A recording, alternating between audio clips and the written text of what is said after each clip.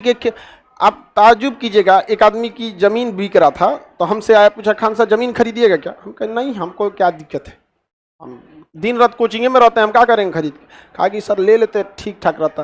वे काहे बेच रहे हैं, क्या दिक्कत है? कहा बेटी की शादी करनी है। अमूमन गांव में देखिएगा कोई जमीन बेचता है ना, 50% चांस है बेटी की शादी करनी।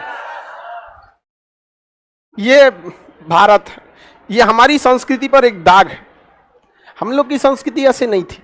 हमसे बगल में है नेपाल, वहां दहेज ऐसा नहीं चलता, और अगर चलता भी होगा तो यहीं वाले जाके सिखाए होंगे, यहीं वाले जाके सिखा दिए होंगे। जो शादी हुआ होगा 3 टाड़ भी लड़का रहा होगा, 5 लाख दे दिया होगा। हम गलत चीजें हैं। और लड़कियों को भी कहते हैं आप लोग से कि ये चीजें आप लोग में ना, सबसे बड़ा खराबी क्या होता है महिलाओं में, कि अगले 20 साल का प्लान क्या होना चाहिए, आप में कोई तैयारी नहीं करता है। ना ही आप लोग के लिए कोई इस तरह आगे लड़ने वाला है कि अगले 20-30 साल तक क्या प्लान होना चाहिए। ये लोग सोचे कि दहेज काले खत्म हो जाए, नहीं होगा। अगले 20-30 साल का प्लान रखना पड़े। आप में कोई महिला संगठन रहता जो महिलाओं को एक बार 2 कैटेगरीज में डिवाइड कर देता कि अगर दहेज, बिना दहेज की शादी हुई है तो उस महिला को एकदम प्रॉपर पता रहता है कि हमारी शादी अगर बिना दहेज की हुई है तो समाज से लड़ के वो इंसान दहेज नहीं लिया। आपका भी कर्तव्य बनता है उस घर को एकदम बगीचे की तरह सजा के रखिए, ताकि मोहल्ले तक को पता चल जाए कि हाँ उनके घर बहू आई है। ये सोच के कि दिमाग में ये छाप छोड़ा जाए कि ये बहू बिना दहेज की आई है, कितने अच्छे से रखी हुई है इसको। और जो दहेज ले रहा है ऐसा नहीं कर रहा है कि आपको लड़ाई कर लेना है दहेज, नहीं, लेकिन एक छाप छोड़ देना है कि नहीं बिना दहेज की लड़की आई है, घर को इतना संभाल के रखी जिसका कोई हद नहीं। हर चीज एकदम ये सोच के समझिए कि जिस तरह आजादी के लिए भगत सिंह ने बलिदान दिया, आपको इस तरह से बलिदान देना पड़ेगा।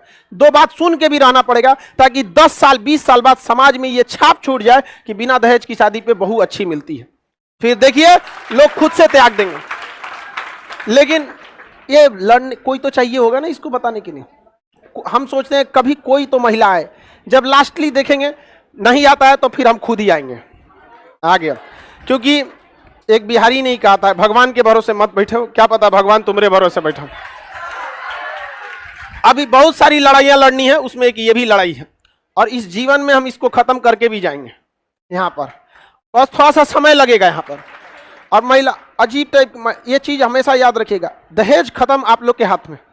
अगर दहेज नहीं लिया है कोई ना, आप उसकी 10 गलती भी अगर करें ना, बिना गलती भी बोले सुन लीजिए। बस आप लोग का कोई बेहतरीन ढंग से, मतलब देखिए जो लीडर होता है ना, उसको छल कपट भी बहुत अच्छा से आना चाहिए, क्योंकि रावण को रावण की बुद्धि से मारना पड़ेगा, राक्षस को इंसानियत से नहीं मार सकते।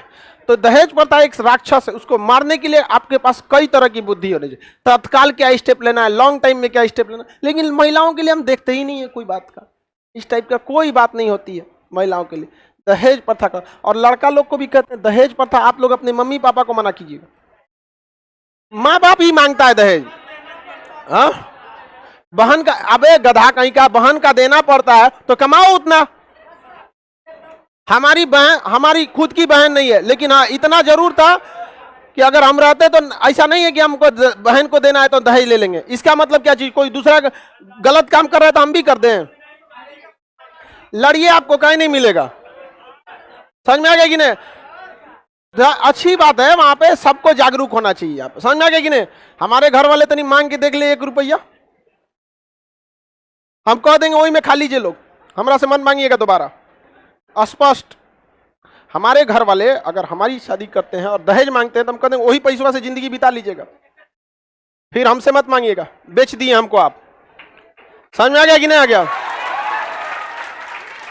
अब डिसाइड कीजिएगा कि आपको अपने बेटा पे ज्यादा भरोसा है कि दहेज पर। 2 मिनट में हम किसी